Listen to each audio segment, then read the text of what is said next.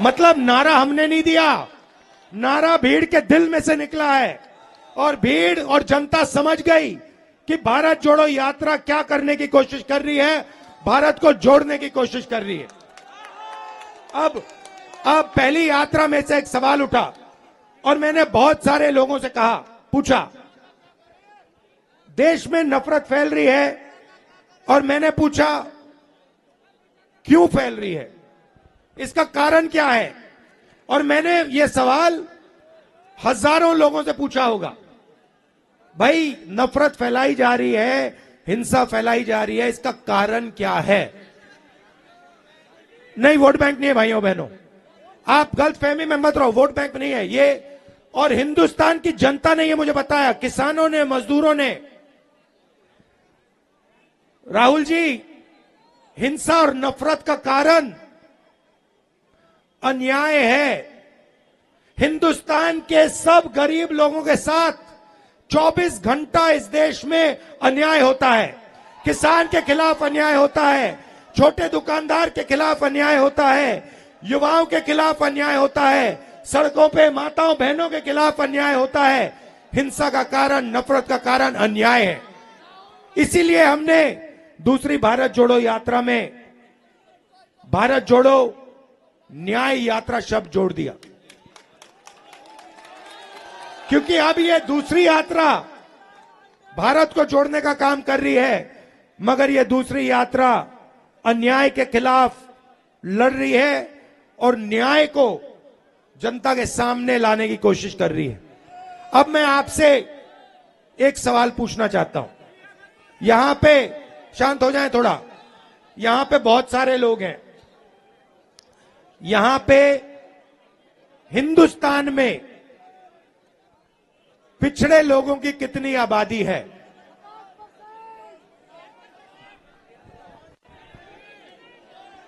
कितनी आबादी है? कितनी है? पिछड़ों की 50% आबादी है, ठीक है, ठीक है। दलितों की कितनी आबादी है? 5% नहीं भाई, 15%। सब माइनॉरिटी को मिला दो, सिख, मुसलमान, क्रिश्चियन, जैन, सबको मिला दो, इनकी कितनी आबादी है? 15%। आदिवासियों की आबादी कितनी है? 8%। 50 और 15 कितना होता है? 65 और 15 कितना होता है? 80 और 8 कितना होता है? 88 ना, ठीक है। तो इन सबको मिलाओ तो 88% इनकी आबादी है, तकरीबन 90%, ठीक है। अब मैं आपसे पूछना चाहता हूं, हिंदुस्तान के सबसे 200 बड़ी कंपनियों की मालिकों की लिस्ट निकालो, ठीक है। में से 90% के कितने मालिक बताओ? कितने? एक भी नहीं।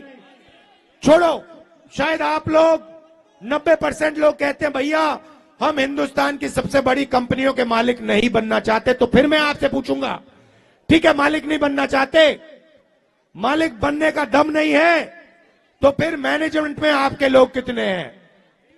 0। तो प्राइवेट कंपनियों, सबसे बड़ी प्राइवेट कंपनियों में आपका एक आदमी मालिक नहीं, आपकी सीनियर मैनेजमेंट में एक बंदा नहीं, ठीक है। अब आप कहो, पता नहीं, शायद कहो कि भैया 90% को प्राइवेट कंपनी में नहीं, कुछ नहीं चाहिए, ठीक है। फिर मैं आपसे पूछता हूं, ये मीडिया वाले जो घूम रहे हैं, मीडिया वाली कंपनी जो है, सबसे बड़ी कंपनियां हैं, इनमें से 90% के मालिक कितने? कितने? 0, ठीक है। बड़े बड़े रिपोर्टर के नाम देखो, ये सब के नाम लिस्ट निकालो, इसमें से 90% के कितने? कितने? 0, ठीक है। आप कहोगे भैया हमें हिंदुस्तान की सबसे बड़ी कंपनियों में भागीदारी नहीं चाहिए, हमें मीडिया में भी भागीदारी नहीं चाहिए। मैं कहता हूं गलत है, मगर शायद आप लोगों के दिल में यही है। तो फिर मैं आपसे पूछूंगा, भैया प्राइवेट अस्पतालों की लिस्ट निकालो, डॉक्टरों की लिस्ट निकालो, इसमें आपके कितने लोग? कितने लोग? 0। फिर मैं कहूंगा भैया पता नहीं क्या हो गया, 90% ना प्राइवेट अस्पताल चलाना चाहता है, ना कंपनियों में भाग लेना भागीदारी चाहता है, ना मीडिया में चाहता है। फिर मैं कहूंगा ठीक है भैया चलो, आईएएस में आपके कितने? हिंदुस्तान के बजट को 90 लोग चलाते हैं, ठीक है? अलंकार, वो यूपी वाली लिस्ट निकालो, यूपी वाली ब्यूरोक्रेट वाली। हिंदुस्तान के बजट को 90 लोग चलाते हैं, ठीक है? मतलब पूरा का पूरा पैसा 90 लोग बांटते हैं, आईएएस अफसर हैं, ठीक है? डिफेंस जाता है ये निर्णय लेते हैं, अस्पतालों में कितना जाता है ये निर्णय लेते हैं, सड़कों में कितना जाता है ये लेते हैं। अब मुझे बताओ, हिंदुस्तान की सरकार के 90 सबसे बड़े आईएएस अफसर में 90% के कितने लोग? 3 ओबीसी, 3 दलित, 1 आदिवासी, 1-2 माइनॉरिटी के। आप जानते हो कि आप में से 90% में से बजट की कितनी भागीदारी है?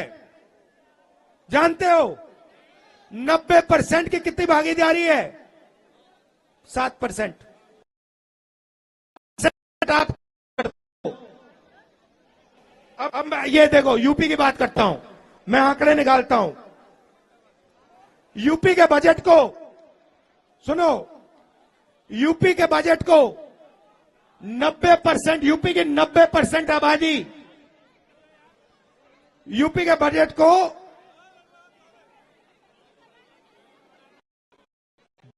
अफसर कंट्रोल करते हैं, ठीक है? 62। अब मैं आपसे पूछता हूं, इन अफसरों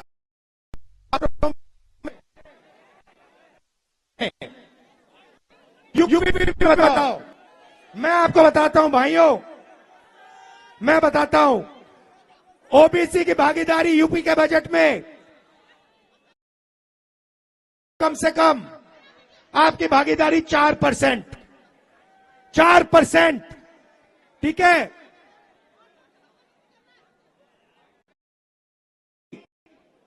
6%।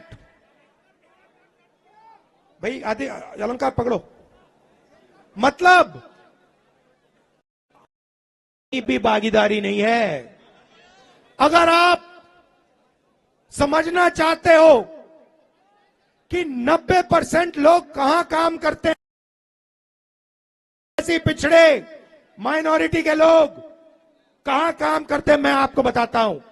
इस देश में आपकी जगह मैं आपको बताता हूं। आप मनरेगा की लिस्ट निकालो, उसमें आपको सब पिछड़े दिख जाएंगे, सब दलित दिख जाएंगे, सब आदिवासी दिख जाएंगे, सब माइनॉरिटी दिख जाएंगे।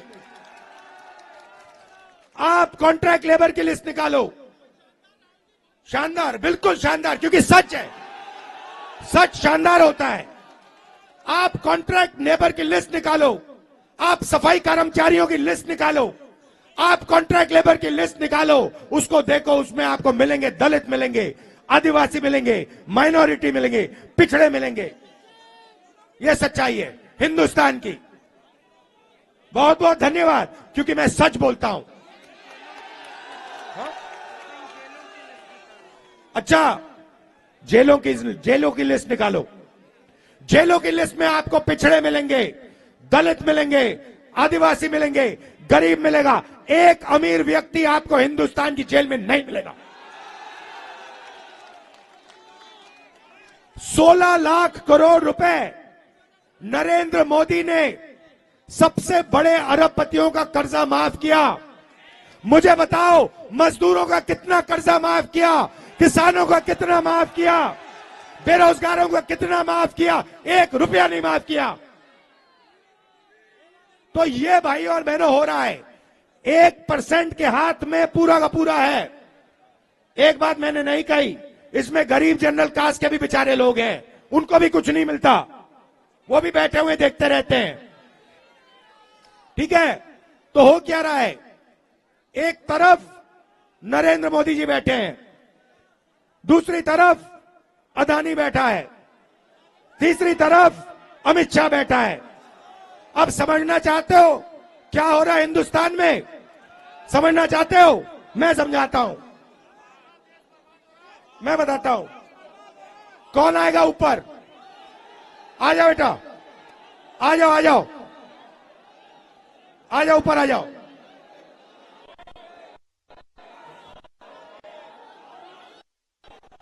हिंदुस्तान सरकार का पूरा काम आपको 1 मिनट में समझाने जा रहा हूं। आ जाओ, ऊपर आ जाओ। शाबाश। नाम क्या है तुम्हारा? रघुनाथ यादव, छत्तीसगढ़। रघुनाथ यादव जी, इधर आओ, खड़े हो, खड़े हो जाओ, खड़े हो जाओ सामने। ये देखो रघुनाथ यादव जी हैं, ये ओबीसी हैं, पिछड़े वर्ग के हैं। यादव जी, अब देखिए यादव जी, उधर यादव जी उधर देखिए। ये देखो, ये क्या हो रहा है? किसी का जेब काटना चाहते हो तो सबसे पहले उसको इधर दिखाओ, उधर दिखाओ, ऊपर दिखाओ, नीचे दिखाओ। ये जो मैंने अभी याद किया, हम नरेंद्र कर, उधर देखो, उधर देखो, ऊपर देखो, थाली बजाओ, फोन की लाइट जलाओ, ये मोदी जी कर रहे हैं। ठीक है भैया, अब एक और आदमी आओ ऊपर, आ जाओ। ठीक है, ठीक है। अब ये देखो, ये अब इनकी जेब काटेगा। ठीक है भैया, यादव जी आप उधर देखो, भैया आप इसके जेब में हाथ डालो, जेब में, ये देखो, ये जेब काट रहा है, इसका नाम अदानी। भैया तीसरा आ जाओ ऊपर। अच्छा भैया, इसको एक डंडा दो, इसको एक डंडा दो, ये डंडा दो, ये डंडा हटाओ और ये डंडा दिया। अच्छा, डंडे को हाथ में उठा। ये हमें, ये मोदी जी, अदानी जी, अमित शाह जी, ये सीबीआई, ईडी, इनकम टैक्स, ये उसका डंडा है। अगर किसी ने करने की कोशिश की तो डंडा मारे। पहने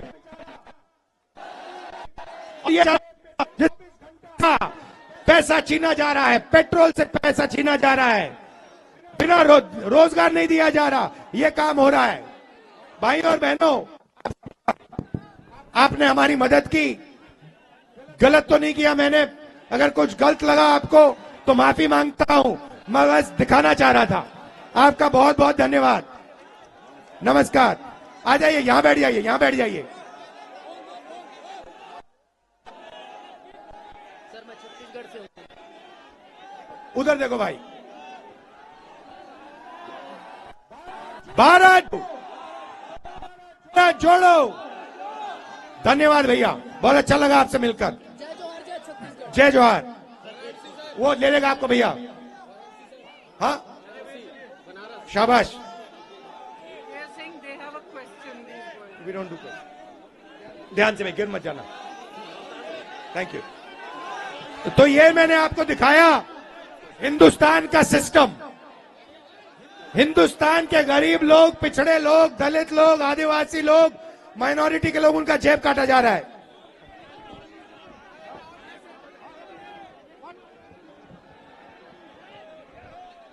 जेब काटा जा रहा है। अब देखो, आखिरी बात आपसे कहना चाहता हूं, यहां पे ये जो पुलिस वाले बैठे हैं, सबसे पहले मैं आपका धन्यवाद करना चाहता हूं। आपने आज धक्के खाए और जो आपको धक्के लगे उसके लिए मैं माफी मांगता हूं। मगर ये जो है पुलिस वाले, भैया धकेलो मत भाई, दब जाएंगे।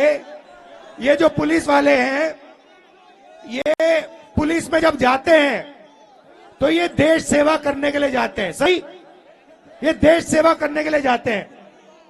ऐसे ही लाखों लोग सुबह उठ के 5 बजे सुबह रनिंग करते हैं, पुशअप करते हैं, पुलअप करते हैं, सेना में जाने के लिए।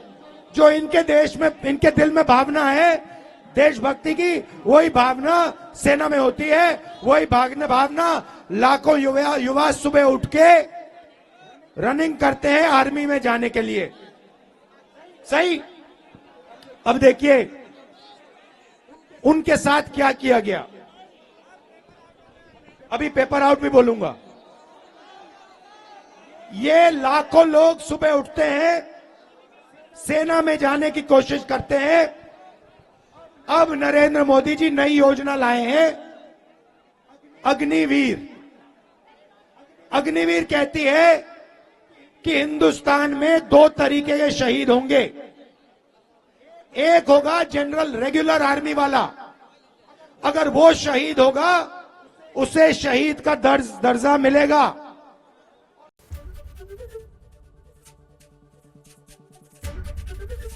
एबीपी गंगा, खबर आपकी, जुबान आपकी।